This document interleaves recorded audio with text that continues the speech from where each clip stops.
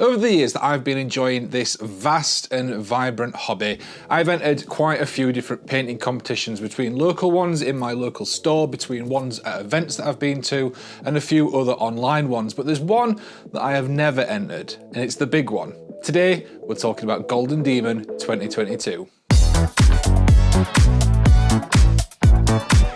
Hi guys, it's Josh at the Pickle Jar, and yes, today we're talking about Golden Demon 2022. Got my Golden Demon shirt just to prove that I was there. I think it's pretty safe to say that Golden Demon is the biggest painting competition in the miniatures hobby. And it's always been a dream of mine to compete. Now, you guys know me, I don't count myself as a particularly amazing painter. I am an aggressively average painter, but I really want to try and push myself and see if I could compete at that sort of level. The model that I'm going to be using for my Golden Demon entry is the Forge World Vulcan model that my moderators kindly bought me for my birthday earlier on this year. Now, this is for a couple of reasons. One, it is an absolutely gorgeous model with tons of detail that would be a hell of a lot of fun to paint and push myself on for something like this. And B, this model would likely have sat for quite a while without me working on it had I not pushed myself to paint it for a competition. It's one of those models that's very nice and very fancy, and with that comes worry and intimidation. Not this time. I was interested to see how this would go together. I've never worked on any of the Primarchs before, or indeed anything from Forge World for quite a while. So I was interested to see if the horror stories were as bad as I have heard from my friends and from other hobbyists. Before I could get started assembling it, I gave it all a thorough scrub using hot soapy water, and then gave it a rinse off in cold water afterwards. This is just to make sure that I've gotten rid of all the release agent before I start painting it, because there's nothing worse than starting to paint something and the paint just rolling straight off.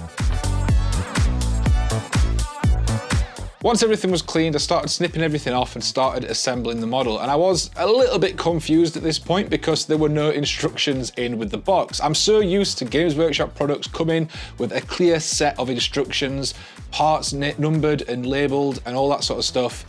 And with this, there just wasn't that. I don't know if this is just typical of the Primarch series, because they are, to be fair, fairly easy to put together once I looked at the reference photo and the different parts and I worked out what was what. But it was a little bit off-putting to start with.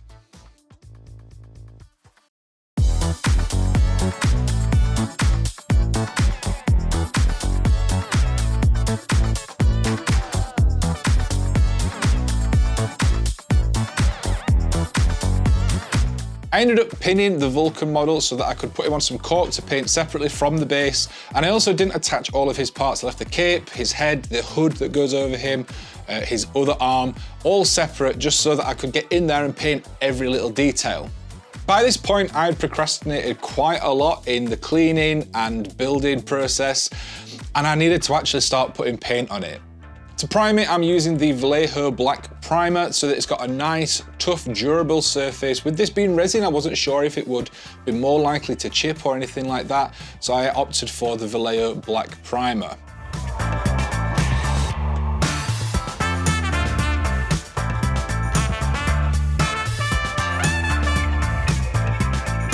Once the model was all primed, I gave the entire thing a coat of Greedy Gold from the Army Painter Air range, and then followed that up with the Shining Silver as a zenithal. What this did is it left the gold in all the recessed areas and all the shadowed areas like underarms and things like that, and then turned it into a sort of white gold on the highlighted areas. Once that was on, I then applied a green candy ink from Green Stuff World to the entire thing to give it that nice green metallic sheen.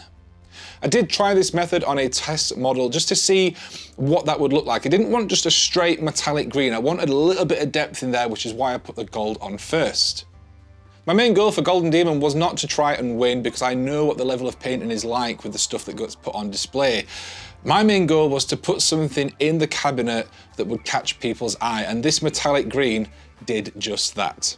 Before I got started painting the details on Vulcan himself, I primed up the base as well, just so that that was primed and ready and out of the way, and then I got to work working on the details.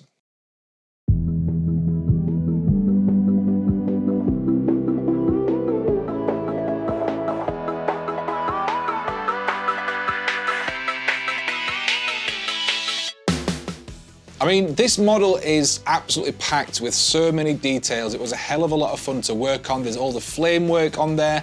There's all the little metal intricate details around his armor. He is a very, very nice model to paint. And as I said, I would have put off painting this model if it wasn't for having this competition to push me and try and up my game a little bit. In regards to the painting process itself, there's nothing particularly revolutionary here. All I did different to my normal painting is I took my time. Normally, I try and get stuff done in maybe a session, maybe 2 sessions at tops. Whereas with this, I worked on this over multiple days. I think I ended up in total putting in about 50 hours. And I know that that is not a lot compared to what a lot of people do for the Golden Demon entries. Some people literally start working on the next entry as soon as 1 year finishes. But for me, 50 hours on one model is quite a substantial amount of time and a hell of a lot more than I normally put into a model. Whether that just makes me a lazy painter on my normal days, or whether it does mean that I put more time in for this one, I'm not sure. But it was really nice to work on this model and put the time in and allow myself that time to work on all the little details and edge highlight something an extra time, whereas I wouldn't do normally, or add some shade into a thing that I wouldn't do normally. Once I'd got all of the main part of Vulcan painted up, I started painting all of the extra parts that I'd put to one side, like his cape, this skull that goes on his arm, his head, his hood.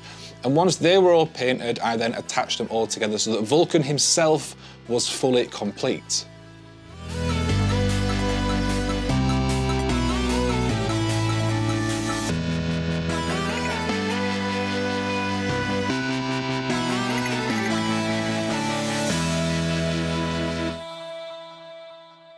But I did still have the base to work on, and by this point I was losing time because Golden Demon was fast approaching. I'd had a few setbacks in home life, with work life, that had stopped me from working on this as much as I would have liked to, and that meant that I was really up against the wire. I started working on the base at home, putting down base coats. I really enjoyed stippling on the sort of terracotta work on the stonework that's been broken on the base.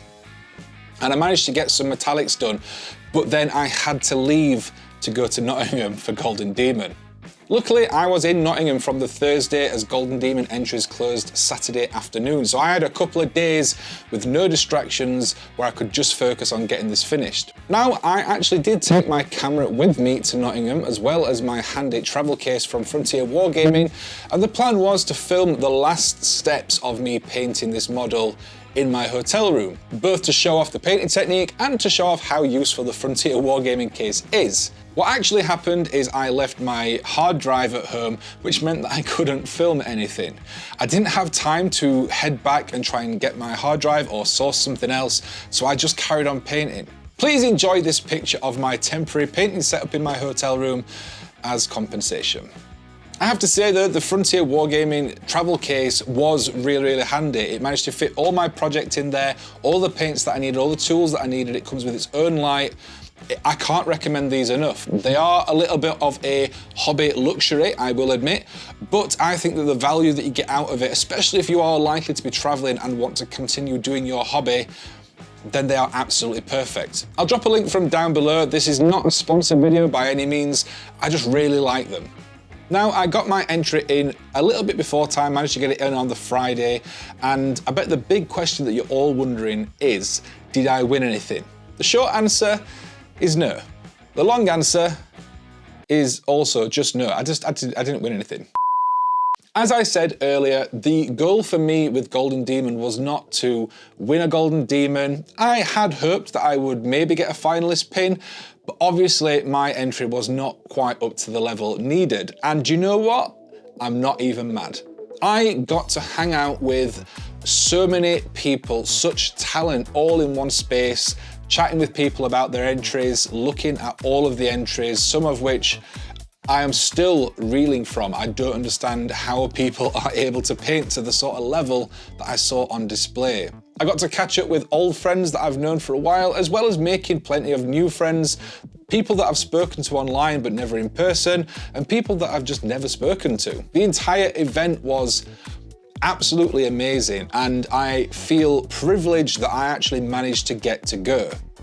Now I know that there was a little bit of controversy around Golden Demon this year with it being limited tickets and things like that, and there are a lot of people that do paint to a higher standard than me that couldn't go. So that makes me feel even more privileged that I managed to attend and witness all these miniatures painted in one place.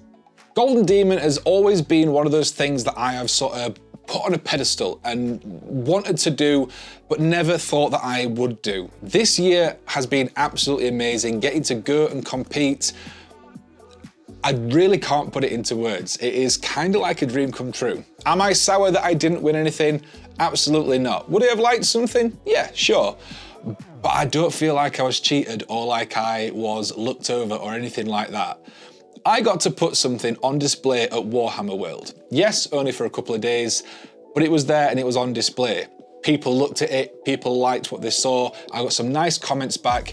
That's all I wanted. If anything, seeing the level of painting that was on display there this year has pushed me to want to have another go next year. So Golden Demon, you best believe I'm coming back.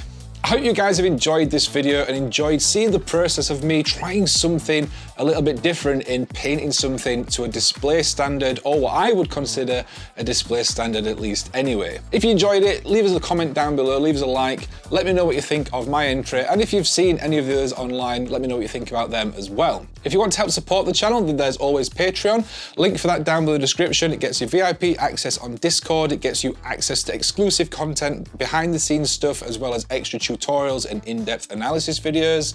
It also gets you your names called out on screen like all of these lovely people, and my eternal gratitude.